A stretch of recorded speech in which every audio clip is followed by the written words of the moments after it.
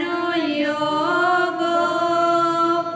শ্লোক নং 13 শ্রী ভগবান উবাচ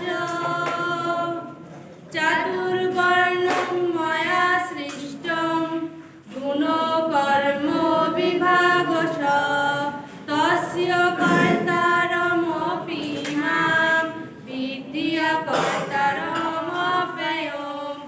অর্থাৎ শ্রী ভগবান পবিত্র গীতায় বলেছেন, প্রকৃতির 3টি গুণ ও কর্ম অনুসারে আমি মানব সমাজের 4টি বর্ণবিভাগ সৃষ্টি করেছি।